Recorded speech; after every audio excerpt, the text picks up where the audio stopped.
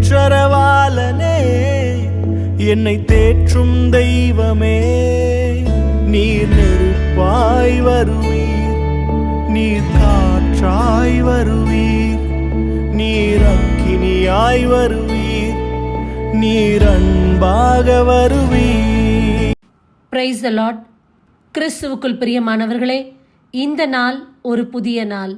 இந்த மாதம் ஒரு புதிய மாதம். இந்த வருடத்தில் 4 மாதத்தை முடித்து இந்த 5ஆம் மாதத்தை இறைவன் நம் ஒவ்வொருவருக்கும் அழகாய் காண செய்திருக்கின்றார். அப்படிப்பட்ட தேவனை ஒரு நாளும் மறந்துவிட வேண்டாம். ஒவ்வொரு மாதமும் இறைவன் நமக்கு வாக்குத்தத்தத்தை கொடுத்து அதன்படி நம்மை வழிநடத்தி வருகின்றார். அதேபோல் இந்த மாதமும் இறைவன் நமக்கு ஒரு செழிப்பான வாக்குத்தத்தத்தை கொடுத்திருக்கின்றார். அதன்படியே இந்த மாதம் முழுவதும் பயணம் செய்து செழிப்பான ஆசீர்வாதத்தை பெறப்போகின்றோம். முந்தின காலங்களை விட மிகுதியாக நீங்கள் வளமடைவீர்கள். இதுதான் இந்த மாதத்துக்கான வாக்குத்தத்தம். முந்தைய காலங்களை விட மிகுதியாக நீங்கள் வளமடைவீர்கள். இதற்காக நாம் எடுத்துக்கொண்ட வேத பகுதி எசேக்கியேல் அதிகாரம் 36 இறைவார்த்தை 11. உங்களின் மானிடரையும் விலங்குகளையும் மிகுதியாக்குவேன், அவர்கள் பலுகி பெருகுவர். முற்காலங்களைப் போல் உங்களை குடியேற்றுவேன். முந்தைய காலங்களை விட மிகுதியாக நீங்கள் வளமடைய செய்வேன். அப்போது நானே ஆண்டவர் என்பதை அறிந்து கொள்வீர்கள். முந்தைய காலங்களை விட மிகுதியாக நீங்கள் வளமடைய செய்வேன். அப்போது நானே ஆண்டவர் என்பதை அறிந்து கொள்வீர்கள். பிரியமானவர்களே, மிக மிக அருமையான ஒரு வாக்குத்தத்தத்தை தேவன் நம்மோடு இடைப்பட்டிருக்கின்றார். இந்த மாதம் முந்தைய நாட்களை விட வளமான நாட்களை நாம் பார்க்க போகின்றோம். முந்தைய காலத்தை விட, முன்பு இருந்த நிலையை விட ஒரு செழிப்பான காலகட்டத்துக்குள் நாம் பயணம் செய்ய போகின்றோம். அப்பேற்பட்ட வாக்குத்தத்தத்தை இறைவன் நமக்கு கொடுத்திருக்கின்றார். நம்மில் அநேகர் நினைப்பது, என்னுடைய வாழ்வில் வளமான காலங்கள் முடிந்துவிட்டது, இனி அப்படிப்பட்ட காலம் வரவே வராது, இனி வருவது ஒரு சுமாரான காலம் மட்டுமே, இனி நான் முந்தி இருந்தது போல் இருக்கக்கூடாது, இருக்கவும் முடியாது, முன்பு இருந்த வளமான காலங்கள் இனி என்னுடைய வாழ்வில் வரவே வராது என்று நினைக்கக்கூடிய நம் ஒவ்வொருவருக்கும் இறைவன் இந்த வாக்குத்தத்தத்தை கொடுத்திருக்கின்றார். இந்த மாதம் ஆண்டவர் நமக்கு கொடுத்த வாக்குத்தத்தம் எதுவென்றால், நீங்கள் முன்பு இருந்ததை விட செழிப்பாக இருக்க போகின்றீர்கள். முந்தைய நாட்களை விட வளமான நாட்கள், மோர் ப்ராஸ்பர் தேன் பிஃபோர். வளமானது என்றால் செழிப்பானது. செழிப்பு என்று சொன்னவுடன் அது ஒருவருக்கு மட்டுமல்ல, அல்லது ஒரு கூட்டத்திற்கோ ஒரு குடும்பத்திற்கு கொடுக்கப்பட்டது அல்ல, எல்லோருக்கும் கொடுக்கப்பட்ட செழிப்பான ஆசீர்வாதம் தான். இறைவன் இந்த செய்தி நம்மோடு கூட இடைப்பட்டு கொண்டிருக்கிறார் என்றால், கேட்கக்கூடிய எல்லோருக்கும் வரக்கூடிய நாட்கள் ஒரு செழிப்பின் நாட்களாகத்தான் இருக்க போகின்றது. ஏனென்றால் எண்ணிக்கை அதிகாரம் 24 இறைவார்த்தையில் 1 இவ்வாறாய் கூறுகின்றார், இஸ்ரவேலுக்கு ஆசி கூறுவதே ஆண்டவருக்கு விருப்பம் என்று. இந்த நாளில் அவருடைய ஜனத்திற்கு ஆசீர்வாதங்களை பொழிவதே இறைவனுக்கு விருப்பமான காரியமாம். அப்படி இருக்க தனிப்பட்ட ஒரு நபருக்கு இந்த வார்த்தை இறைவன் கொடுக்கவில்லை.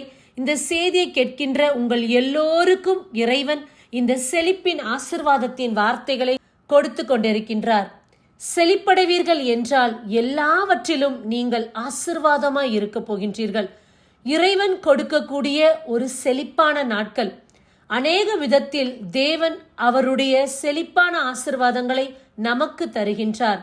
இதுவரை நீங்கள் பார்த்த செழிப்பை விட மிக மிக அதிகமான செழிப்பான ஆசீர்வாதத்தை தேவன் கொடுக்க போகின்றார்.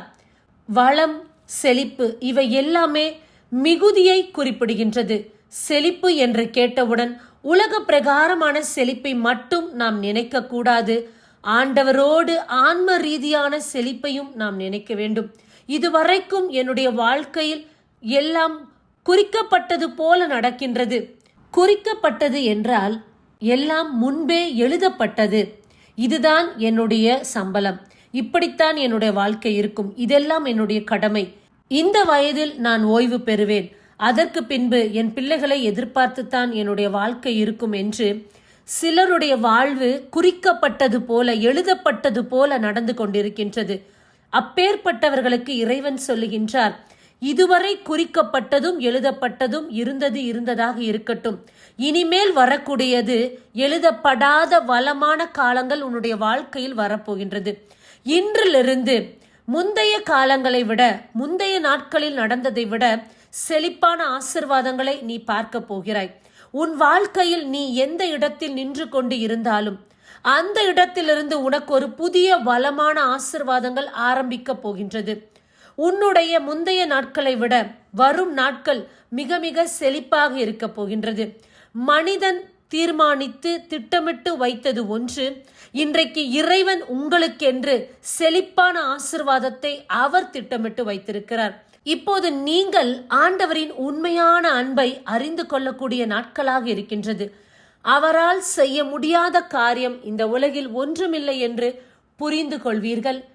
தேவன்தான் உண்மையான தேவன், அவரே என்னுடைய வாழ்க்கையில் செழிப்பை காண செய்தார் என்று அறிக்கையிடக்கூடிய ஒரு ஆசிர்வாதமிக்க காலமாக இருக்க போகின்றது. இறைவனை மட்டும் நம்புவோம்.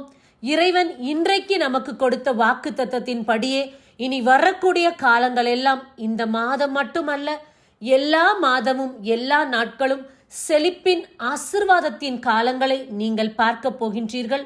முந்தைய நாட்களை விட வரக்கூடிய நாட்கள் உங்கள் ஒவ்வொருவருக்கும் வளமான நாட்களாக இருக்கும். ஆமேன். God bless you. கண்களை மூடி செபிப்போமா. இரக்கமே உருவான இறைவா, அருமையான வார்த்தை கொடுத்ததற்காக நன்றி.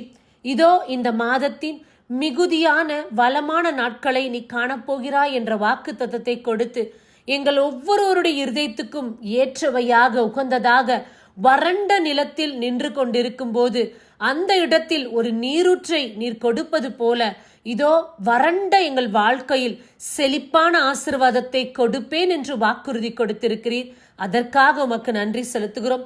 எல்லோருடைய வாழ்க்கையிலும் நீர் இன்றிலிருந்து மிகுதியான வளத்தை காண செய்ய போகின்றீர். அதற்காக உமக்கு நாங்கள் நன்றி செலுத்துகின்றோம். ஆமேன். God bless you. உடைந்து போன என் வாழ்வை சீரமைச்சாரே, அரணான பட்டணம் போல் மாற்றிவிட்டாரே, என் சத்துருக்கள் பின்னிட்டு ஓடச் செய்தாரே, என் எல்லையெங்கிலும் சமாதானம் தந்தாரே. அவர் செய்த நன்மையை நான் சொல்லி துதிப்பேன், அவர் செய்த நன்மையை நான் சொல்லி துதிப்பேன். அவர் என்னோடு இருந்தா ஒரு சேனைக்குள் பாய, அவர் என்னோடு இருந்தா ஒரு மதில தாண்டுவேன். இயேசு என்னோடு இருந்தா ஒரு சேனைக்குள் பாய்வேன், அவர் என்னோடு